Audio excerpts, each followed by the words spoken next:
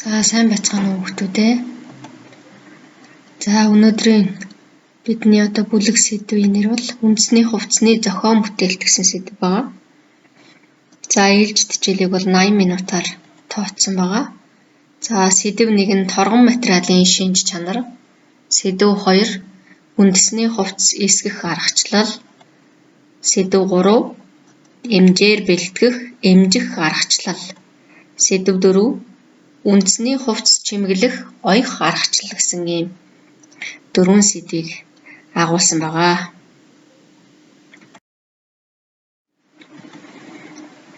За өнөөдрийн хичээлийн маань зорилго үндэсний хувцсыг эсгэж оёх аргачлалуудыг судлана.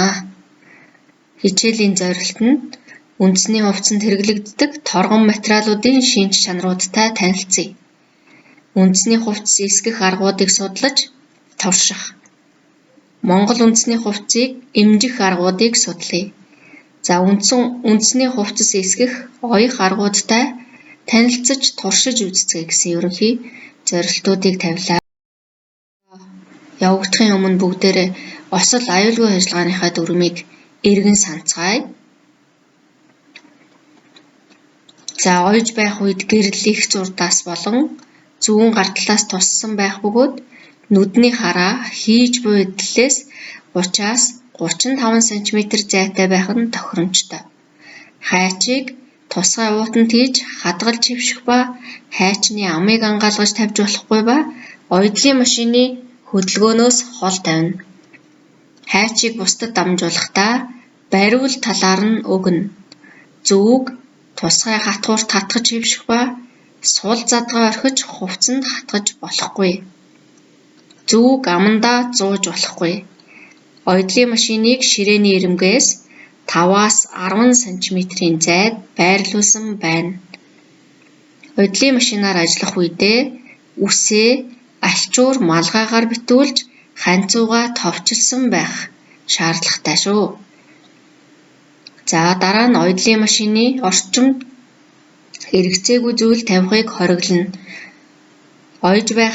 Ойж байхдаа материалыг гараар түлхэх буюу татаж болохгүй гэсэн дүрмийг бүгдээрээ эргэн санацгаая.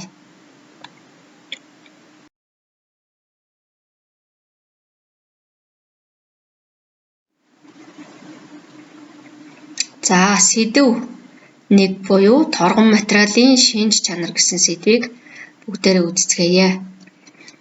За торгон материалын шинж чанарыг үзэхдээ дараах зүйлүүдийг бүгдээрээ судалж үзье. Торгон материалын тухай гаргаж авах аргачлалуудыг судалнаа. Торгон материалын нэр төрөлд хүр хорхоон ирвэхэн жинхэнэ торго болон хиймэл ба зохиомол ба нийлэг мяндас үслэг торгон нэхмэл орно. Торгон ширхэглэг нь хүр ирвэхийн ширхэгт ялгаруулагч булчирхаанаас гаргаж авдаг маш нарийнхан тасралтгүй урттай мяндас юм.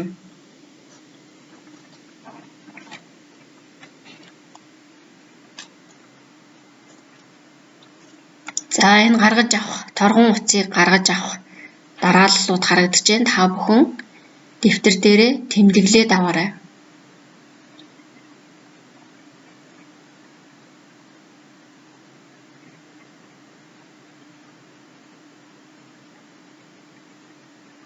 За цааш нь үргэлж.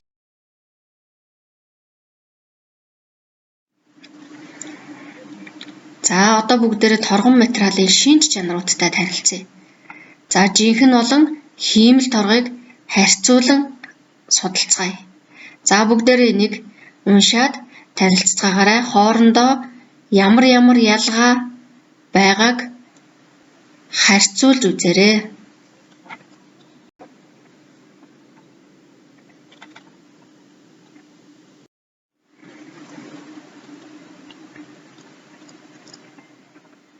За одоо бүгдээрээ торгон материалыг хэрхэн ялгаж таних талаарх дадлага хичээл үзье. За бидний өнөөдрийн хичээлд торгоны төрөл бүрийн торгоны үүсүүд, лаа, чүдэнс, хайч, харандаа, шугам зэргүүд хэрэг болно.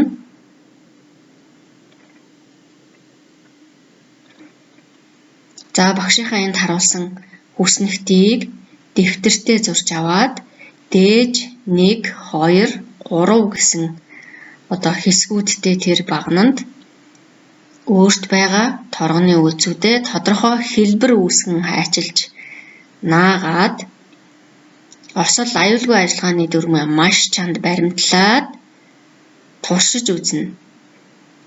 За лаагаа асгаад лаанда торгоныхоо үзийг хальт хүргэж үзнэ. Тэгэхэд гадаргуугийн байдал, утасны ширхгийн байдал, шагталтын байдал ямар байгааг бүгдээрээ ажиглаад энэ хүснэгтийг бөглөөрэй. За торгон материалыг жинхэнэ үү, дуураймал уу гэдгийг таних энгийн арга. Энэ байна. За тэгээ багш нь энд асуулт даалгаврыг тавьсан байгаа. Энэ хүснэгтийг бөглөж үзээд дараах асуулт даалгавруудад хариулж бичээрэй.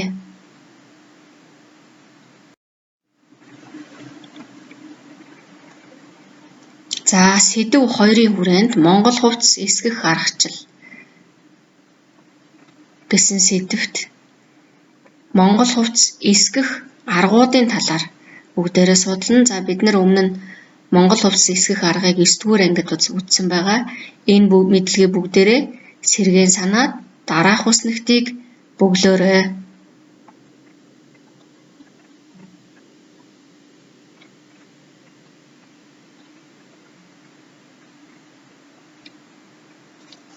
За эдгээр аргуудыг ямар аргууд байна? Бүгдийг бөглөж бичгийг оролдоорой хүүхдүүдээ.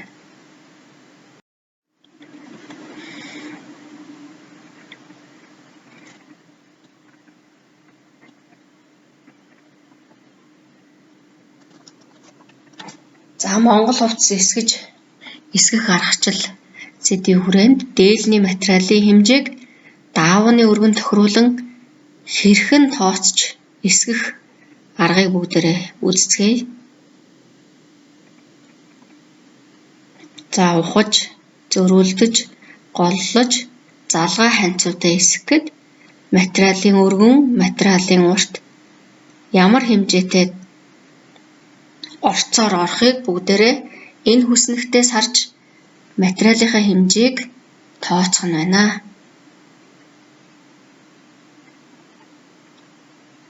За эдгээрийг бас хүүхдүүдээ дэвтэр дээрээ тэмдэглэж аваарай.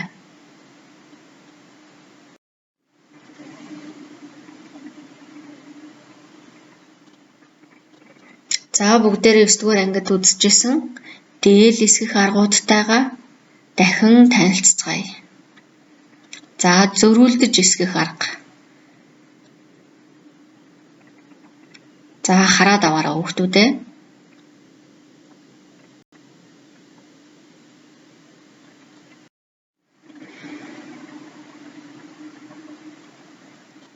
За голлож буюу гүйлгэж эсгэх арга маань энэ байна.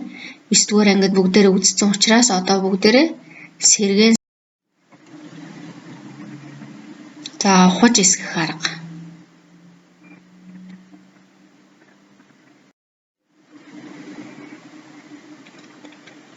За эмзээр бэлтгэх арга 3-р сэдв рүүгээ орцгоё.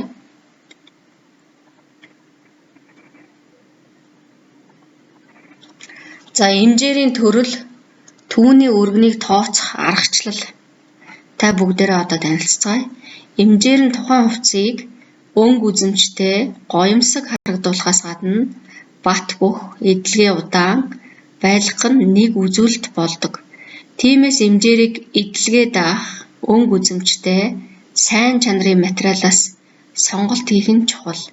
Эмзээрийг үндэстэн ястан бүр өөр өөрийн нутгийн онцлогоор хийдэг уламжлалтай. Тухайн хүний хүсэл сонирхлын дагуу сонголт хийдэг боловч дээлний өнгөтэй зөв зохицуулах нь зүйтэй.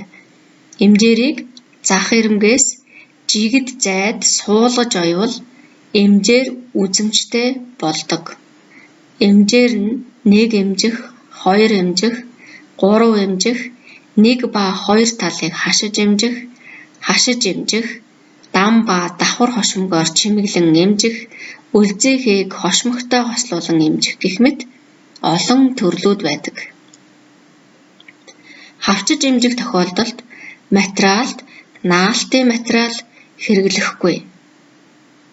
Эмжээрийг бэлтгэхдээ материалаас шалтгаалan хоёр янзаар зүсэлт хийдэг. Эмжээрийн материал хээтэй бол хээний дагуу ташуулдаж, хээгүй бол 45 градусын өнцөг үүсгэн зүснэ. Эмжээрийн өргөнийг тооцохдоо дараах аргачлалаар бодно. За жишээ нь эмжээрийн зүсэгдэх өргөнийг тооцохдоо А дээр нэмэх нь Б, нэмэх нь В, тэнцүү 0.5 дээр нэмэх нь 0.5, нэмэх нь 1, тэнцүү 2 см.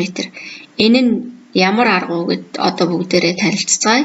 А нь болохоор өнгө материал дээр эмжээрийн суулгаж оёх өргөний хэмжээ. Өөрөөр хэлбэл 0.5 см. Б. Эдлэлд оёгдсон эмжээрийн өргөний хэмжээ 0.5 см. В. Хажлахтаа оёгдох өргөний хэмжээ 1 см. За эмжээрийн тухай бүгдээрээ мэдлэгтэй боллоо. Одоо бүгдээрээ эмжээрээ хэрхэн бэлтгэх талаар судалцгаая. За эмжээр бэлтгэх аргачлал. Монгол үндэсний хувцсыг янз бүрийн хоргой, торг, пүүсүү, сахиар эмжиж, тууз, тасам, шүүр сувд, хээ угалз, бүч, товчоор чимгэлдэг. Эмжээрийг хэлбэрээр нь орой буюу хошин эмжээр гэж ангилдаг. За бүгдээрээ хараад аваарай.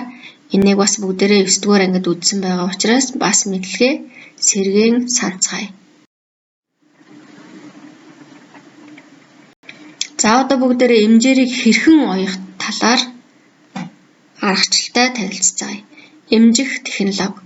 Нэгдүгээрт нь цавагнаа, хоёрдугаарт эмжээрийг өнгө талд нь барьж ойно, гуравдугаарт эмжээрийг ард тал руу давуулан унгааж эндүүд нь хажлага болон дотор ойно, хажлагыг эмжих хэсгийн хэлбэр тохируулан өнгө материалаар эсгэнэ.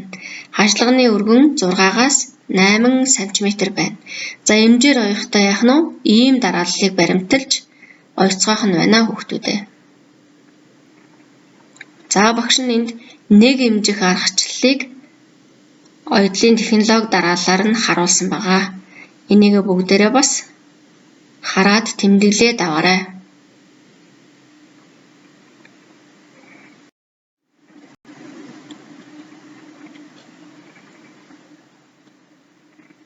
За одоо бүгдээрээ эмжээрийн төрлүүдийг оёх дарааллыг судалцгаая. За энэ багш нь 1 эмжих, 2 эмжих, 3 эмжих, хавчиж эмжих, хошмогтой эмжих, хашиж эмжих аргачлалыг оёдлын технологи дарааллын дагуу харуулсан байгааг та бүхэн сайн хараад аваарай. Энэ дээр дугаарласан дугаарын дагуу эмжих технологи оёх дарааллаар явагдах нэ.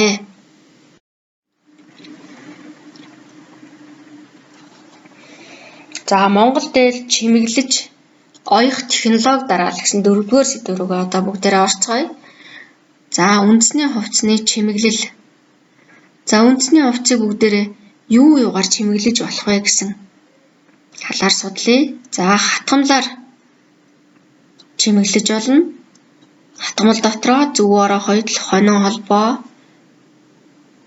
олсны ирж, битүү хатгамал, цоолборт хатгамал. За гэх мэт өөр бусад ямар ч өөрийн чаддаг мэддэг хувцс дээр чинь зохих оёдлуудаар бас чимэглэж болно. За материалаар бас чимэглэж болох нь байна.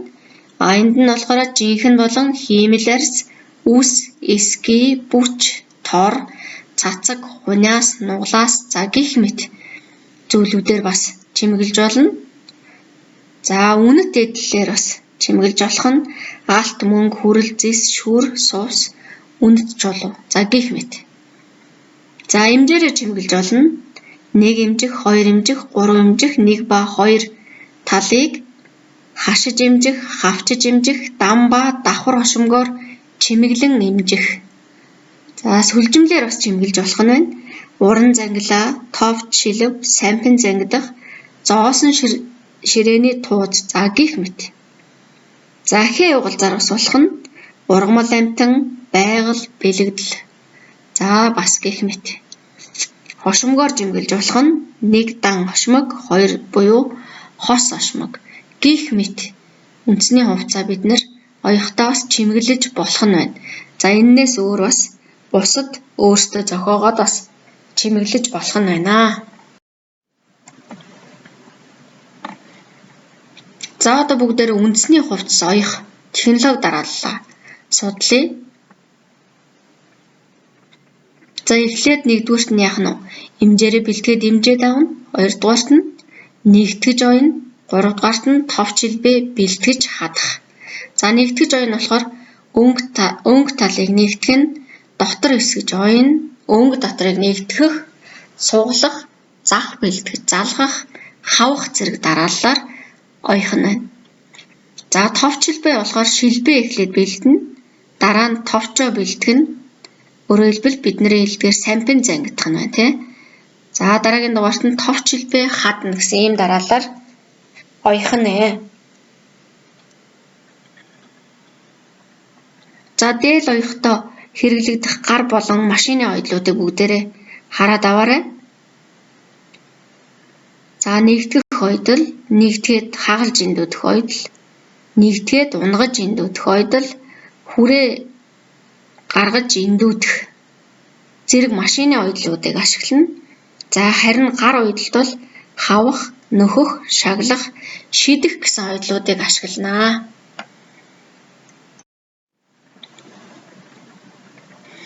За одоо бүгдээрээ оёх технологи дарааллаа судалсан учраас одоо бүгдээрээ залгаа анцуутай, тойр узах, ташуу ингэртэй дан дээл оёх аргачлалыг бас харцгаая.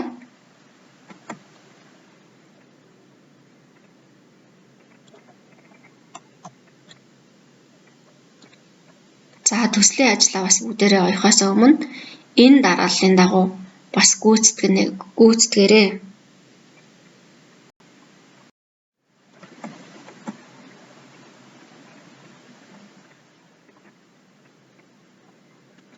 За энэхүү дээлийг дараах дарааллын дагуу ойж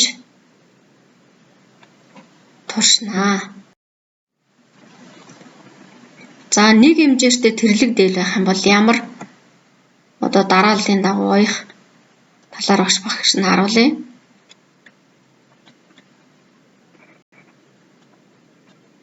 За эдгээрийг бас бүгдээрээ сайн харж аваад оёх технологи дарааллуудыг за одоо бүгдээрээ товч шилбээ хэрхэн бэлтгэж хадах талаар бас судлая. За нэгдүгüүрт нь шилбээ бэлтгэх арга нь. За шилб гэж юу хэлдэг юм гэхээр дээл хувцсны товч торгох гогцоог нь хэлнэ. Шилб хадах гэхээр дээл нь шилбийг суулгаж оёхыг хэлнэ. Шилб эмхэрдэх гэвэл шилбийг хөвөөлөн оёх. За шилбэний гол гэвэл шилбэний дунд хийх нийтгсэн бүдүүн утсыг хэлнэ. За багш нь энэ зургаар харуулсан байгаа бүгдээрээ маш сайн хараад зураад аваарай. За шилбийг бол гараараа хөвөрдөж ойж болно. Эхний зурган дээр харагдаж байна. За мөн ойдлын машинаар бас ойж болно. Ойдлын машинаар ойсныгоо эргүүлнэ гол гэж за товч шилб бэлтгэх хадах. За нэгдүгээрт нь товч буюу сампин бэлтгэх. Сампин гэдэг нь бүс торгыг нарийн жишүү зураг сайчилж эмхэрдэн зангидсан Монгол дээлийн товч болон малгайн оройд хаддаг чимгийг хэлнэ. Сампин зангидах нь эмхэрдсэн шилбийг товч мэт хэлбэртэй болгон зангидаж янзалнаа. За багш нь энэ товч хэрхэн зангиддаг талаар бас зургаар харуулсан байгаа. Бүгдээрээ энэ зургийг харж агаад товч шилбээ зангидаарай.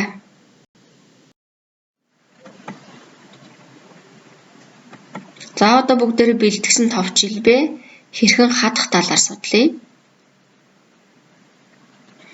За товчтой шилбэнээс гогцоотой шилбэ 0.8-аас 1 см урт байхаар тайрч бэлтгэн. Сайн анхаараарай хүүхдүүд.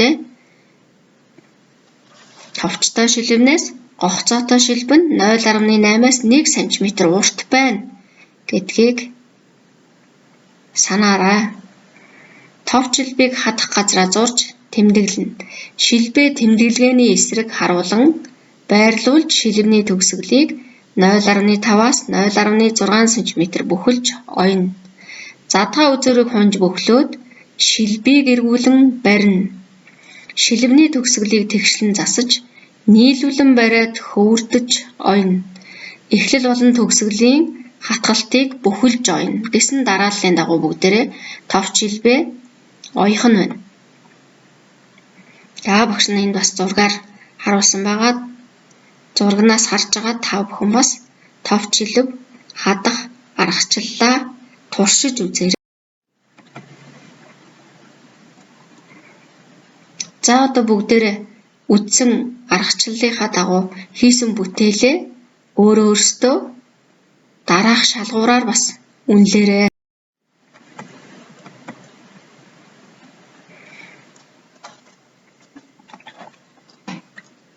За дараах дасгал даалгаврыг бүгдээрээ бас гүйцэтгээрээ дэвтэртээ бичиж аваад дараах асуултанд хариулаад бичнэ.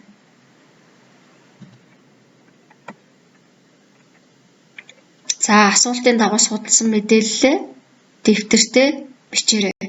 Багш нь энд асуултуудыг оруулсан байгаа. Та бүхэн энэ асуултыг харж агаад даалгаврыг гүйцэтгээрэй. За мөн энэхүү үздсэн сэдвүүд нь хэр мэдлэг чадвар нь чамд тогтсон байна гэдгийг дараах сорил даалгавраар өөрсдийгөө шалгаад туршиж үзээрэй.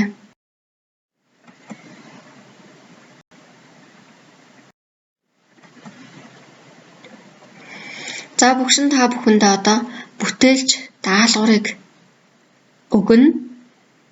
За өөрийн сонирхсон загварын дагуу үндэсний хувцсны загвар гаргаж технологийн дагуу ойж гүйцэтгээрэй. Ингэхдээ бэрхшээл гарвал багш болон туслаж дэмжиж болох хүмүүсээсээ дэмжлэг тусламж аваарай. Туршиж үзэхдээ эхлээд хуучин өмсгөө байсан хувцс болон хаягдал материал ашиглаж бүтээж болно шүү гэдгийг анхаараарай. За анхаарал тавьсан та бүхэндээ баярлалаа.